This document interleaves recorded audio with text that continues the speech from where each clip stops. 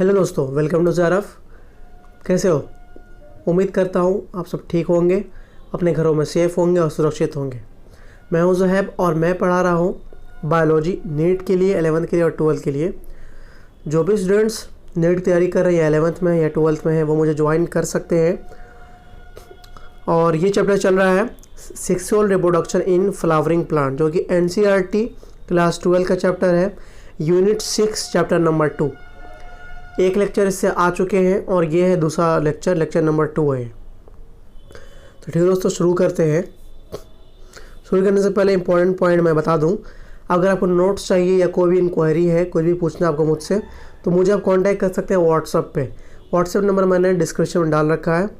और आपको question solve करना है, टेस्ट प्रैक्टिस करना है, तो टेस्ट प्रैक्टिस के लिए, क्वेश्चन सॉल्व करने के लिए आप विज़िट कर सकते हैं मेरे टेलीग्राम लिंक पे, वो भी मैंने डिस्क्रिप्शन में दे रखा है। इस लेक्चर से जो भी पॉसिबल क्वेश्चन होगा वो मैं डाल दूंगा टेलीग्राम अपने टेलीग्राम पे, और टेलीग्राम का लिंक मैंने डिस्क्रिप्शन में दे रखा है ऑलरेडी। तो आप देख सकते हैं यहाँ पे already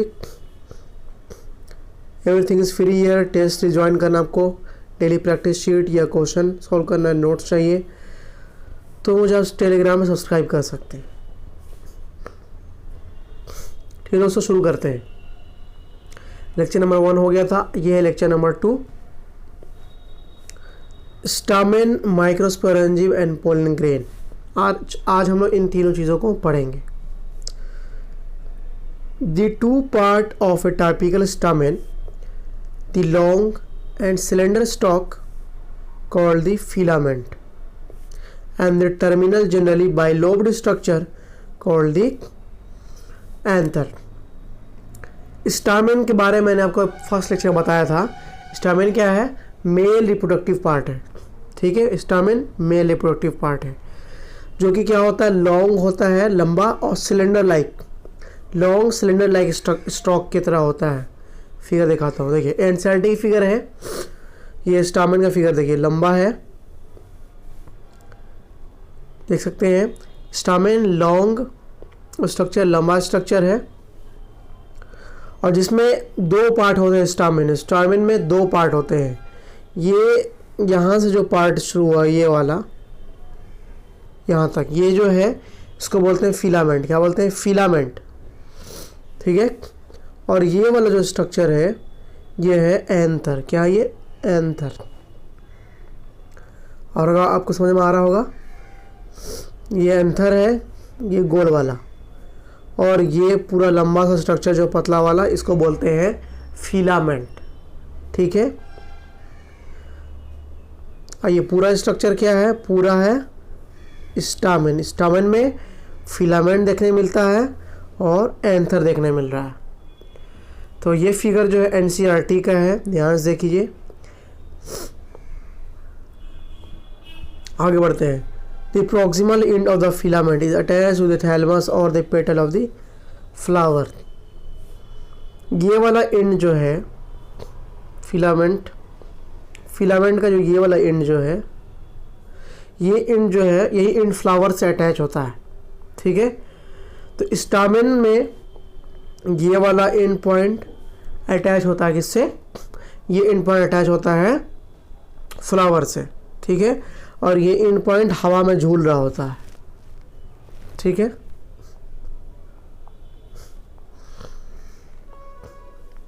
the number and length of the stamen are variable in flowers of different species. अलग अलग प्लांट स्पेसीज में, फ्लावर में, स्टामेन का लेंथ मतलब लंबाई, और स्टामेन का नंबर ऑफ स्टामेन कितना है, 5 है, 6 है, 7 है, 8 है, ये नंबर स्टामेन का वेरिएबल होता है। तो डिफरेंट स्पेसीज ऑफ फ्लावर के डिफरेंट स्पेसीज में स्टामेन का नंबर, ठीक है, और स्टामेन का लेंथ, लंबाई डिफरेंट होता है, अलग अलग होता है अलग अलग प्लांट में। A typical angiosperm anther is bilobed with each lobe having 2 theca, that is they are dithecous। ध्यान सुनिए, इंपॉर्टेंट पॉइंट है। एक एंजियोस्पर्म के एंथर को देखेंगे हम लोग, मतलब कि ये वाला स्ट्रक्चर एंथर है। ठीक है, एंथर को देखेंगे हम लोग जूम करके, थोड़ा डिटेल में देखेंगे एंथर को अगर हम लोग। तो एंथर जो होता है वो बाइलोब्ड स्ट्रक्चर है और जिसमें 2 थेका होता है, इसलिए एंथर को डाइथेकस बोल सकते हैं। अब देखिए एंथर को, ये एंथर है, इसको जूम करके देखा हम लोग, डिटेल में देखा थोड़ा, तो ये है एंथर, ऐसा दिखता है। एंथर में 2 लोब होते हैं, एंथर क्या बाइलोब्ड है, एक लोब ये है, ठीक है, और एक लोब ये दिख रहा है, 2 लोब एंथर में। और हर एक लोब में 2 स्पेस दिख रहा होगा आपको, एक ये स्पेस, एक दूसरा ये वाला। यहाँ भी देखिए एक ये स्पेस, एक दूसरा ये वाला। हर एक लोब में क्या है, 2 स्पेस दिख रहे हैं आपको, ये स्पेस और ये स्पेस इस वाले लोब में। तो इसको बोलते हैं हम लोग थेका।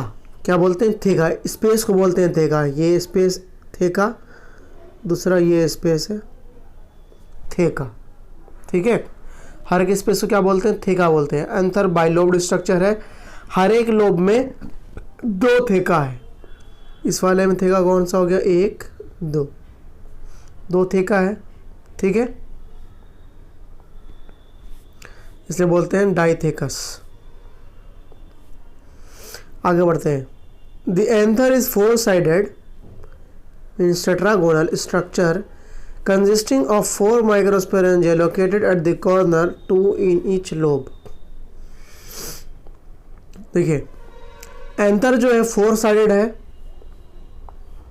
इस फिगर को ध्यान दीजिए। एंथर जो है वो 4 साइडेड है, एक इधर, दूसरा साइड, तीसरा और ये सामने वाला चौथा। एंथर जो है 4 साइडेड है, मतलब कि एंथर जो है टेट्रागोनल स्ट्रक्चर है और एंथर में 4 माइक्रोस्पोरेंजिया होते हैं जो कि कॉर्नर पे लोकेटेड हैं, 2 in each lobe. Important point, ध्यान सुनिए। ये जो स्पेस दिख रहा है यहाँ पे, ये स्पेस 1 2 3 4, स्पेस को बोलते हैं हम लोग थेका। क्या बोलते हैं? थेका। अब हर एक थेका के अंदर एक माइक्रोस्पोरेंजिया होते हैं। इस थेका के अंदर एक माइक्रोस्पोरेंजिया, इसके अंदर एक माइक्रोस्पोरेंजिया, इसके अंदर एक माइक्रोस्पोरेंजिया, इसके अंदर एक माइक्रोस्पोरेंजिया। आ रहा समझ में? 4 थेका और चारों थेका के अंदर एक एक माइक्रोस्पोरेंजिया। हमारा टोटल कितने माइक्रोस्पोरेंजिया? 4 माइक्रोस्पोरेंजिया हुए, ठीक है। 4 microsporangia located at the corner in 2 in each lobe. हर एक लोब में 2 माइक्रोस्पोरेंजिया। कैसे? हर एक लोब में 2 थेका है और हर एक थेका के अंदर एक माइक्रोस्पोरेंजिया, तो टोटल 4 माइक्रोस्पोरेंजिया जो होते हैं, ठीक है। The microsporangia develop further and become pollen sac. Microsporangia जो डेवलप करता है तो वो आगे डेवलप करने के बाद बन जाता है पोलन सैक। माइक्रोस्पोरेंजिया जब डेवलप कर जाता है उसको बोलते हैं हम लोग pollen sac. Developed microsporangia is called as pollen sac, ठीक है। डेवलप्ड माइक्रोस्पोरेंजिया जो डेवलप कर गया है उसको बोलते हैं हम लोग pollen sac. They extend longitudinally all through the length of an anther and are packed with pollen grain। ध्यान सुनिए,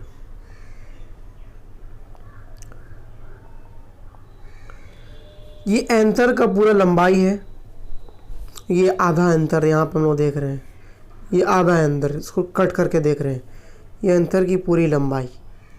तो पूरे एंथर के लॉन्गिट्यूडनल जो है, लॉन्गिट्यूड जो है, लंबाई जो है, उस पूरे में भरा होता है, क्या भरा होता है?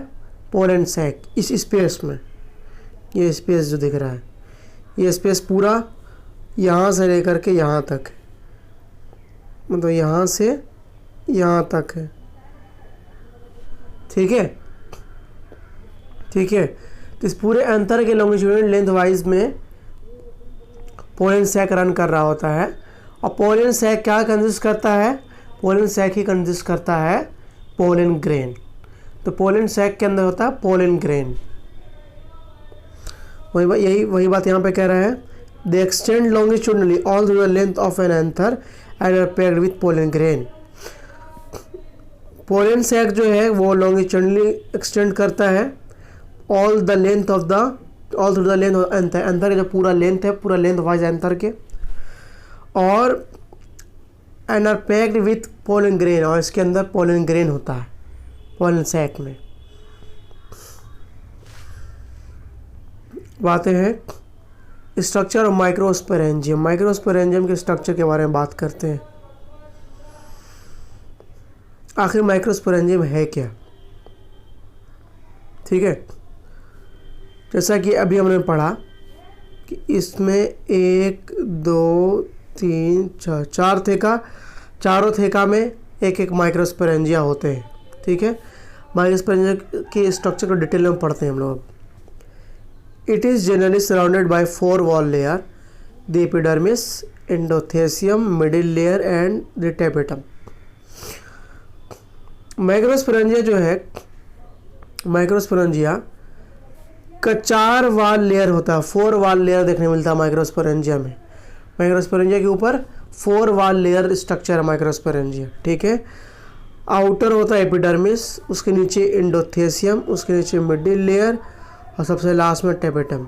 माइक्रोस्पोरेंजिया में 4 वाल लेयर देखने मिलता है, epidermis, endothecium, middle layer and finally tapetum. ठीक है, the outer 3 wall layer perform the function of protection and help in dehiscence of anther to release the pollen. Outer 3 वाल जो दिख रहा है आपको, आउटर 3 वाल epidermis, endothecium and middle layer, ये 3 वाल जो आउटर, ये प्रोटेक्शन में हेल्प करता है। क्या करता है? प्रोटेक्शन प्रोवाइड करता है। ठीक है, और dehiscence of anther to release the pollen, और एंथर को फटने में, एंथर जो फटता है, ये साइड से देखिए, ये जो फटा हुआ दिख रहा है एरिया, ये फटा हुआ एरिया, तो यहाँ से यहाँ से एंथर फटता है, तो देखिए पोलन ग्रेन जो बाहर आ रहे हैं, दिख रहा है आपको? पोलन ग्रेन क्या हो रहा है? बाहर आ रहे हैं। एंथर फटा तो पोलन ग्रेन क्या हुए? बाहर आते हैं। ठीक है, तो यहाँ पे कह रहा है कि आउटर 3 वाल जो है, एपिडर्मिस, एंडोथेसियम, मिडिल लेयर जो है, ये प्रोटेक्शन में हेल्प करता है और एंथर के फटने में हेल्प करता है, ताकि अंदर फटे तो पोलन जो है वहाँ से बाहर आ जाए, उस फटे हुए जगह से एंथर के।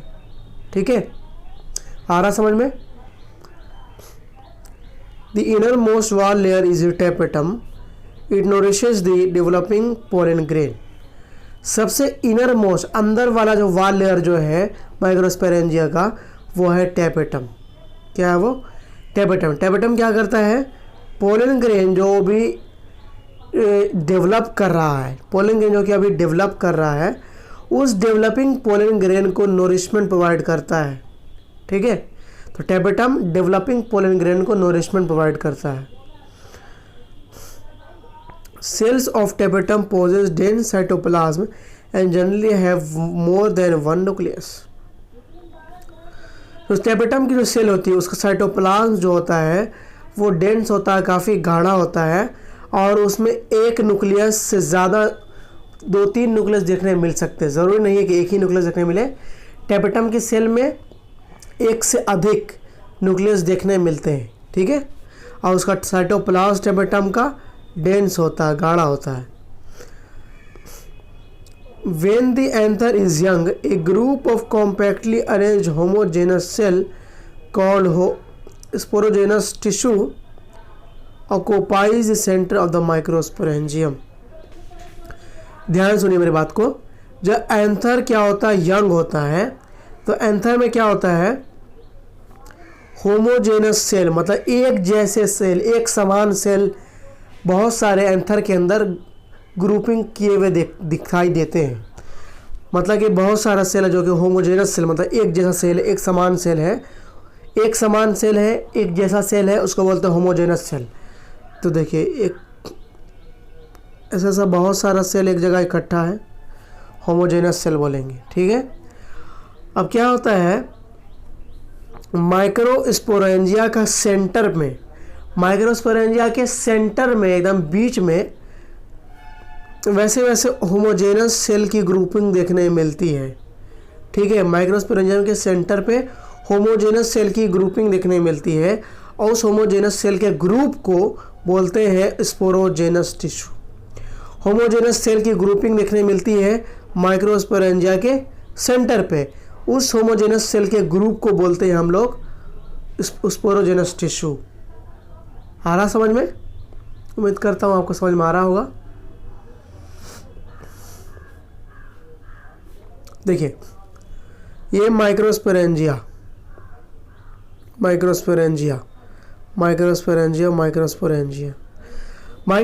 के बीच में देखिए, ये जो इस बीच वाला हिस्सा है, यहाँ पे होमोजेनस सेल की ग्रुपिंग है, बहुत सारा होमोजेनस सेल एक जगह पे इकट्ठा है माइक्रोस्पोरेंजिया के सेंटर पे, उसको बोलते हैं स्पोरोजेनस टिश्यू। देखिए, तो यहाँ पे स्पोरोजेनस टिश्यू है, यहाँ पे स्पोरोजेनस टिश्यू आ रहा समझ में? स्पोरोजेनस टिश्यू है, सब सेंटर है माइक्रोस्पोरेंजिया के। ठीक है, माइक्रोस्पोरोजेनेसिस देखते हैं क्या होता है अब। ठीक है, as the anther develop the cell of sporogenous tissue undergo meiotic division to form microspore tetrad. जैसे जैसे एंथर डेवलप करेगा, तो स्पोरोजेनस टिश्यू में जो सेल है वो सेल मियोटिक डिवीज़न करेगी। क्या करेगी? मियोटिक डिवीज़न करेगी, तो माइक्रोस्पोर टेट्राएड का फॉर्मेशन होगा। स्पोरोजेनस टिश्यू में मालिक ये एक सेल है। अब ये सेल क्या करेगी? मियोटिक डिवीज़न करेगी, तो क्या होगा? ऐसी ऐसी 4 सेल डेवलप करेगी और चारों सेल एक जगह पे इकट्ठा हो गई। ठीक है, स्पोरोजेनस टिश्यू में ये एक सेल है और ये सेल मियोटिक डिवीज़न की, तो क्या हुआ? 4 सेल डेवलप हुई। देखिए, 4 सेल डेवलप हुई, 4 सेल का फॉर्मेशन हुआ और चारों सेल एक साथ एक जगह, उस चारों सेल को बोलते हैं हम लोग माइक्रोस्पोर टेट्राएड। इस स्ट्रक्चर क्या बोलते हैं? Microspore टेट्राएड। As each cell of sporogenous tissue is capable of giving rise to a microspore tetrad. Sporogenous tissue में हर एक सेल जो स्पोरोजेनस टिश्यू में वो क्या होती है कि वो डेवलप करती है और माइक्रोस्पोर टेट्राड का फॉर्मेशन करती है, मतलब कि इसका फॉर्मेशन करती है हर एक सेल स्पोरोजेनस टिश्यू की। अब ध्यान सुनिएगा, बहुत इंपॉर्टेंट पॉइंट है। Each one is a potential pollen or microspore mother cell. The process of formation of microspore from the pollen mother cell PMC through meiosis is called microsporogenesis. The microspore as they are formed are arranged in a cluster of 4 cells called microspore tetrad. ध्यान सुनिए, sporogenous tissue की cell, हर एक cell क्या करेगी? Meiotic division करेगी, तो formation होगा microspore tetrad का। 4 माइक्रोस्पोर का फॉर्मेशन होगा। ठीक है, और इस cell sporogenous tissue is capable of giving rise to a new microspore tetrad, each one is potential pollen और microspore mother cell. The process of formation of microspore from a pollen mother cell through meiosis called microsporogenesis. ध्यान सुनिए मेरी बात को। Sporogenous tissue की हर एक cell जो होती है वो क्या होगी? डिवाइड करेगी मियोटिक डिवीजन से। ठीक है, तो क्या होगा? मतलब कि मियोसिस से डिवाइड करेगी हर एक सेल स्पोरोजेनस टिश्यू की, तो माइक्रोस्पोर टेट्राड का फॉर्मेशन होगा। तो यहाँ पर हर एक सेल को, स्पोरोजेनस टिश्यू के हर एक सेल को हम लोग क्या बोल रहे हैं? माइक्रोस्पोर मदर सेल, या फिर बोल सकते हैं पोलन मदर सेल। ठीक है, स्पोरोजेनस टिश्यू की हर एक सेल को हम लोग बोल रहे हैं पोलन मदर सेल बोल सकते। ठीक है, या बोल सकते हैं माइक्रोस्पोर मदर सेल। अब ये माइक्रोस्पोर मदर सेल जो है वो मियोसिस करेगी और माइक्रोस्पोर का फॉर्मेशन होगा 4 माइक्रोस्पोर का, 1 2 3 और 4, हर एक microspore mother cell polymer cell 4 microspore का फॉर्मेशन करेगा। चारों माइक्रोस्पोर एक जगह इकट्ठा होंगे, एक साथ होंगे, उसको बोलेंगे हम लोग माइक्रोस्पोर टेट्राएड। ठीक है। As the anther mature and dehydrate the microspore dissociate from each other and develop into pollen grain. और जैसे जैसे एंथर मैच्योर होगा और जैसे ही एंथर पूरी तरह से मैच्योर हो जाएगा, ठीक है, तो मैच्योर जैसे ही हो जाएगा एंथर जो है वो डिहाइड्रेट हो जाएगा। एंथर जैसे मैच्योर होगा एंथर क्या होगा, डिहाइड्रेट हो जाएगा। और चारों माइक्रोस्पोर जो है वो एक दूसरे से क्या होंगे, अलग हो जाएंगे, सेपरेट हो जाएंगे और पोलन ग्रेन में कन्वर्ट हो जाएंगे। ठीक है, आ रहा समझ में। Inside each microsporangium several thousand microspore of pollen grain are formed that are released with the essence of anther। हर एक माइक्रोस्पोरेंजियम में 1000 ऑफ माइक्रोस्पोर, हज़ारों माइक्रोस्पोर और हज़ारों पोलन ग्रेन का फॉर्मेशन होता है। और ये सारे माइक्रोस्पोर, ये सारे पोलन ग्रेन जो है एंथर के बाहर रिलीज हो जाते हैं जब एंथर फटता है। ठीक है, अब आते हैं पोलन ग्रेन के स्ट्रक्चर को समझते हैं। ठीक है, इंपॉर्टेंट है। The pollen grain represent mail gametophyte. Pollen grain जो है मेल गेमेटोफाइट को रिप्रेजेंट करता है। ठीक है, प्लांट में पोलन ग्रेन मेल गेमेटोफाइट को रिप्रेजेंट करता है। Pollen grain are generally spherical measuring about 25 to 50 micrometer in diameter. Pollen grain जो होता है वो स्फेरिकल होता है स्ट्रक्चर में। और पोलन ग्रेन का डायमीटर की बात करें तो 25 to 50 माइक्रोमीटर का होता है डायमीटर पोलन ग्रेन का। पोलन ग्रेन डायमीटर में 25 to 50 माइक्रोमीटर का होता है। ठीक है, it has a prominent 2 layered wall, the hard outer layer called exine made up of sporopollenin which is one of the most resistant organic material known. Important point, pollen grain का 2 layer देखने मिलती है। Pollen grain के ऊपर 2 layer देखने मिलती है। Outer layer जो होती है वो होती है एक्साइन और इनर लेयर होती है इंटाइन। आउटर लेयर एक्साइन और पोलन ग्रेन की इनर लेयर होती है इंटाइन। ठीक है, एक्साइन जो है आउटर लेयर जो होता है वो बना होता है स्पोरोपोलेनिन से। इंपॉर्टेंट पॉइंट ध्यान रखिएगा, पोलन ग्रेन की आउटर लेयर एक्साइन जो कि बनी होती है स्पोरोपोलेनिन से। और स्पोरोपोलेनिन जो है अभी तक का सबसे रेजिस्टिव ऑर्गेनिक मटेरियल जाना गया है। स्पोरोपोलेनिन से ज़्यादा रेजिस्टिव ऑर्गेनिक मटेरियल अभी तक पता नहीं चला। ठीक है, स्पोरोपोलेनिन सबसे ज़्यादा और रेजिस्टिव ऑर्गेनिक मटेरियल है। रेजिस्टिव ऑर्गेनिक मटेरियल है, इसका मतलब क्या है, मतलब कि पोलन ग्रेन जो है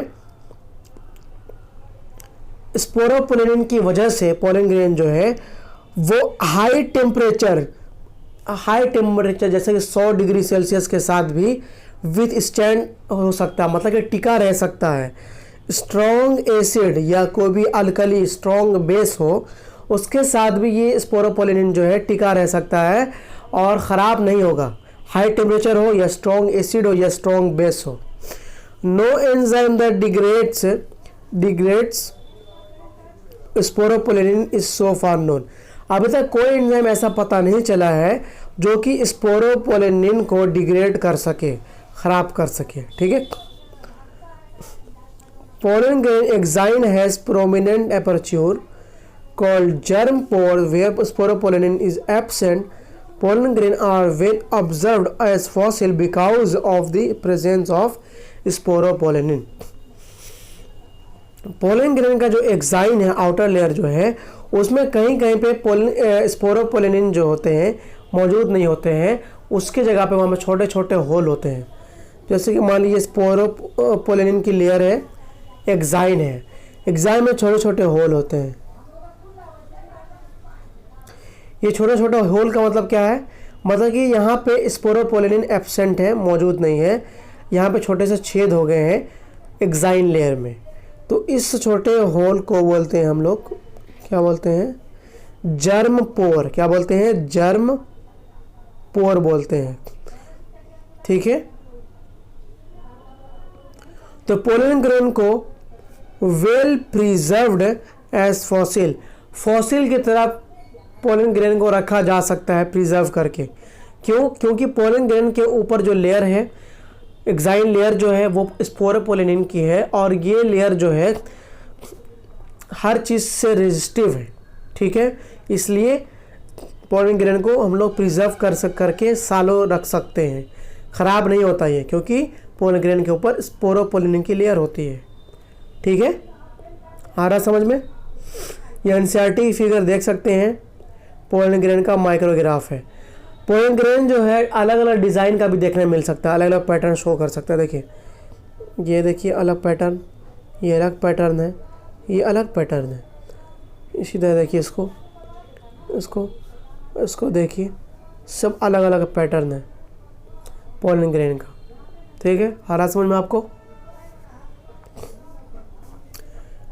The inner wall of pollen grain, called the intine, it is a thin and continuous layer made up of cellulose and pectin. Pollen grain का जो इनर वाल है वो है इंटाइन, ठीक है। इंटाइन है जो कि थोड़ा पतला होता है और कंटिन्यूस लेयर है, मतलब कि इंटाइन में कोई भी जर्म पोर जो है देखने नहीं मिलता, कोई भी होल देखने नहीं मिलता इंटाइन की लेयर में, ठीक है। इंटाइन जो सेलुलोज और पेक्टिन से मिलकर के बना है, इंटाइन सेलुलोज और पेक्टिन से मिलकर के बना है।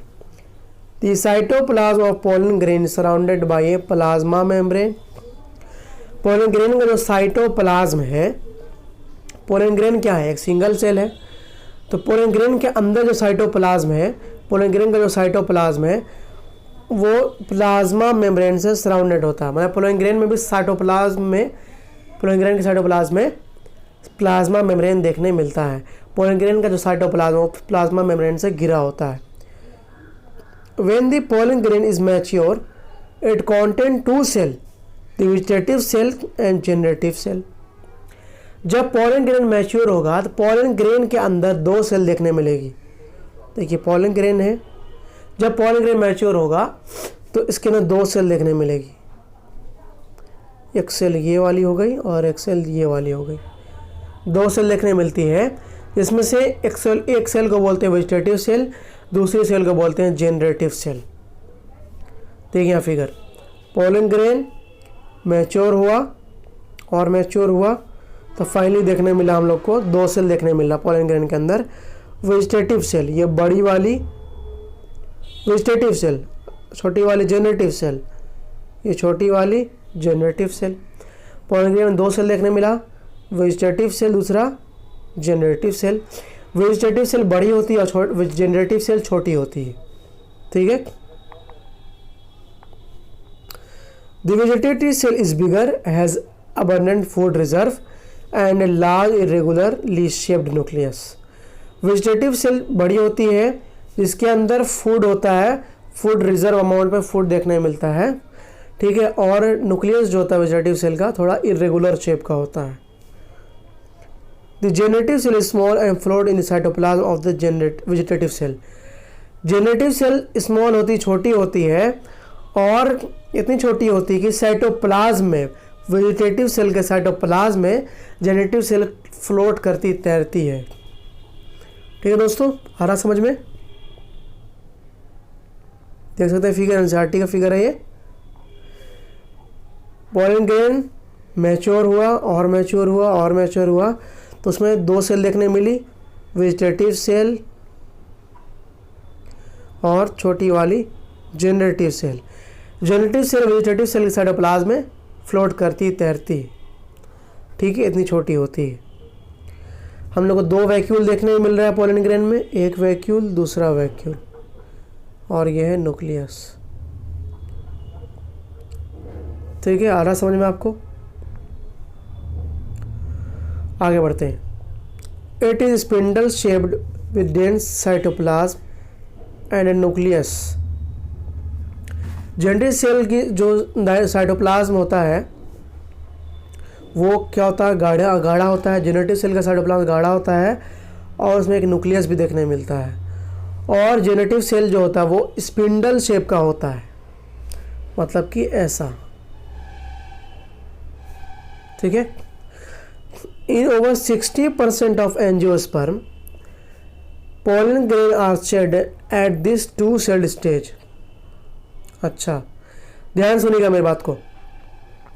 60% एंजियोस्पर्म प्लांट में, ठीक है, 60% एंजियोस्पर्म प्लांट में पॉलन ग्रेन के अंदर जैसे ये दो सेल देखने लगती है, वेजिटेटिव सेल और जेनेटिव सेल, जैसे ही पॉलन ग्रेन डेवलप करेगा और उसमें वेजिटेटिव सेल और जेनेटिव सेल देखने लगेगी, वैसे ही क्या होगा, एंथर फट जाएगा और पॉलन ग्रेन बाहर जाएगा एंथर के। तो 60% एंजियोस्पर्म प्लांट में पॉलन ग्रेन जो है आर्चेड पॉलन ग्रेन जो है झड़ जाता है, एंथर के बाहर आ जाता है this two celled stage, at this two celled stage, इस टू सेल्ड स्टेज में, मतलब वेजिटेटिव सेल और जेनेटिव सेल वाले स्टेज में, ठीक है। In remaining species the generative cell divides mitotically to give rise to two male gametes before pollen grain are shed, 3-celled stage। अब बचे हुए 40% रिमेनिंग स्पेसीज में क्या होता है, वेजिटेटिव सेल आएगी, जेनेटिव सेल भी आएगी, ठीक, और फिर जेनेटिव सेल फिर डिवाइड करेगी माइटोटिकली, ठीक है, जेनेटिव सेल डिवाइड करेगी माइटोटिकली। तो फिर क्या होगा, दो मेल गैमेट का फॉर्मेशन होगा, मतलब कि 3 सेल स्टेज देखने मिलेगा, ठीक है। वेजिटेटिव सेल जेनेटिव सेल आ गई थी 2 सेल स्टेज में, 3 सेल स्टेज में क्या होगा, जेनेटिव सेल डिवाइड करेगी, ठीक है, फर्दर तो 3 सेल स्टेज देखने मिलेगा, 2 जेनेटिव सेल हो जाएगी और 1 वेजिटेटिव सेल हो जाएगी, 3 सेल स्टेज हुआ। तो 40% प्लांट जो होते हैं उसमें क्या होता है कि 3 सेल स्टेज में पॉलन ग्रेन जो है वो शेड ऑफ हो जाता है, झड़ जाता है, ठीक है। आ रहा आपको समझ में? उम्मीद करता हूँ आ रहा होगा आपको समझ में। नहीं समझ में आता है कमेंट करके पूछ लें। Pollen grain of many species cause severe allergies and bronchial afflictions in some people, often leading to chronic respiratory disorder, asthma and bronchitis. Pollen grain जो होता है उसकी वजह से क्या होता है कि एलर्जी और ब्रोंकियल एफ्लिक्शंस होते हैं कुछ लोगों में, ठीक है। पॉलन ग्रेन की वजह से एलर्जी हो जाती है, पॉलन ग्रेन की वजह से रेस्पिरेटरी डिसऑर्डर भी हो जाता है, रेस्पिरेटरी प्रॉब्लम हो जाता है, जैसा कि अस्थमा हो गया या ब्रोंकाइटिस हो गया, ये सब प्रॉब्लम देखने मिल सकते हैं पॉलन ग्रेन की एलर्जी की वजह से। It may be mentioned that Parthenium or carrot grass that came into India as a contaminant with imported wheat has become ubiquitous in occurrence and causes pollen allergy। ध्यान सुनिए मेरी बात को। जब बाहर के देश से, बाहर की कंट्री से इंडिया में व्हीट मंगाया जा रहा था, व्हीट, ठीक है, गेहूं, तो उस व्हीट के साथ, गेहूं के साथ कुछ कैरोट ग्रास जो है, पार्थेनियम जो है, कैरोट ग्रास जो है इंडिया आ गए, ठीक है। उस व्हीट के साथ मिल करके क्या हुआ, कैरोट ग्रास या पार्थेनियम जो है इंडिया आ गए, ठीक है। और ये कैरोट ग्रास जो है बिकम यूबिक्यूटस मतलब हर जगह पाया जाना, हर जगह फैल गए, इन अक्यूरेंस, यूबिक्यूटस इन अक्यूरेंस, हर जगह फैल गए, हर जगह दिखने लगे और पॉलन एलर्जी काउज करने लगे, क्रिएट करने लगे, ठीक है। Pollen grain are rich in nutrient, it has become a fashion in recent year to use pollen tablet as food supplement in western countries. A large number of pollen product in the form of tablet and syrup are available in the market. Pollen grain में nutrient काफ़ी high होता है, ठीक है, pollen grain में nutrient काफ़ी high होता है। इसके वजह से इसलिए क्या हुआ कि पॉलन टैबलेट बिकने लगा मार्केट में, पॉलन ग्रेन का टैबलेट बनाया गया, पॉलन टैबलेट, और मार्केट में बेचा जाने लगा, फूड सप्लीमेंट के तौर पे मार्केट में पॉलन टैबलेट बिकने लगा। वेस्टर्न कंट्री की बात करें तो पॉलन ग्रेन का प्रोडक्ट बनता था पॉलन टैबलेट के फॉर्म में और पॉलन सिरप के फॉर्म में, ठीक है, और मार्केट में बिकता था। पॉलन ग्रेन का क्या हुआ, पॉलन टैबलेट, पॉलन सिरप बिकने लगा मार्केट में। क्यों? क्योंकि पॉलन ग्रेन में न्यूट्रिएंट काफ़ी ज़्यादा अमाउंट में होते हैं। Pollen consumption has been claim to increase the performance of athlete and race horses. तो पॉलन की कंजप्शन की वजह से जो लोग पॉलन ग्रेन का कंजप्शन लेते थे उन लोगों में क्या हुआ, जैसे कि एथलीट लोग पॉलन ग्रेन का कंजप्शन लेते थे तो एथलीट लोग का क्या हुआ, परफॉर्मेंस जो है रनिंग परफॉर्मेंस बढ़ गया। और एथलीट लोग और जो रनिंग घोड़े होते हैं, एथलीट हॉर्सेस जो होता है उसको भी पॉलन ग्रेन दिया जाता था, तो वो भी रनिंग हॉर्सेस जो था उसका परफॉर्मेंस काफ़ी बढ़ गया। देख सकते हैं ये एनसीईआरटी फिगर है। देखिए पॉलन ग्रेन का प्रोडक्ट देखने में मिल रहा है, पॉलन सिरप, पॉलन क्रीम भी देखने मिल रहा है, पॉलन टैबलेट देखिए मिल रहा है ना। और ये लास्ट पेज है। When once they are shed, pollen grain have to land on the stigma before they lose viability if they have to bring about fertilization. जैसे ही पॉलन ग्रेन झड़ जाता है, जैसे ही पॉलन ग्रेन शेड ऑफ होता है, pollen grain को ज़रूरत है कि वो स्टिग्मा पे जा कर के लैंड करे। कहाँ लैंड करे? स्टिग्मा पे जाकर लैंड करे, ठीक है, इससे पहले कि पॉलन ग्रेन जो है एक्सपायर हो जाए, पॉलन ग्रेन की विएबिलिटी ख़त्म हो जाए, मतलब कि पॉलन ग्रेन एक्सपायर हो जाए उससे पहले कि पॉलन ग्रेन को लैंड करना होगा स्टिग्मा पे ताकि फर्टिलाइजेशन हो सके, ठीक है। The period for which pollen grain remain viable is highly variable and to some extent depend on prevailing temperature and humidity. In some cereals such as rice and wheat, pollen grain lose viability within 30 minutes of their release, and some members of Rosaceae, Leguminaceae, Solanaceae, they maintain viability for months.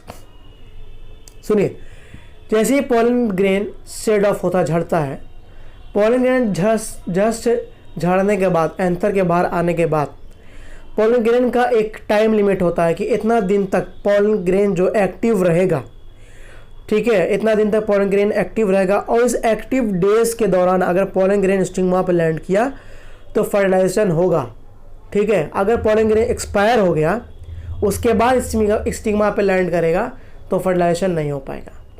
तो ये जो वक्त है जब तक pollen grain active रहता है इसको बोलते हैं विएबिलिटी ऑफ पॉलन ग्रेन, ठीक है।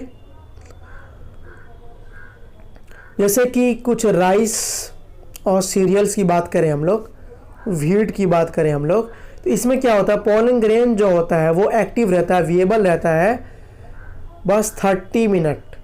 जैसे ही पॉलन ग्रेन एंथर के से बाहर आएगा, व्हीट, राइस और सीरियल के केस में, तो पॉलन ग्रेन जो है एंथर के बाहर जैसे ही आएगा वो 30 मिनट तक एक्टिव रहेगा, ठीक है। उसके बाद वो इनएक्टिव हो जाएगा, उसकी विएबिलिटी ख़त्म हो जाएगी, ठीक है। तो कुछ मेंबर जैसे कि रोजेसी फैमिली, लेग्यूमिनेसी और सोलेनेसी फैमिली के मेंबर में पॉलन ग्रेन जो होते हैं वो फॉर मंथ, महीनों एक्टिव रहते हैं, महीनों विएबिलिटी उनकी मेंटेन रहती है, ठीक है। It is possible to store pollen grain of a large number of species for year in liquid nitrogen minus 196 degree Celsius. ये 196 है, ठीक है। Such stored pollen can be used as pollen banks similar to seed bank in crop breeding program। तो pollen grain को different species के pollen grain को store किया जा सकता है, सालों स्टोर करके रखा जा सकता है अगर हम लोग लिक्विड नाइट्रोजन -196 डिग्री सेल्सियस पे पोलिन ग्रेन को लिक्विड नाइट्रोजन में डुबा करके रखें। तो पोलिन ग्रेन को हम लोग सालों स्टोर करके रख सकते हैं। जैसे कि सीड बैंक होता है उसी तरह पोलन ग्रेन का पोलन बैंक होता है। ठीक है, तो आज के दोस्तों इतना ही। अब जाइए, आप टेलीग्राम पे विजिट कीजिए मेरे और क्वेश्चन सॉल्व कीजिए इस लेक्चर से। थैंक यू दोस्तों।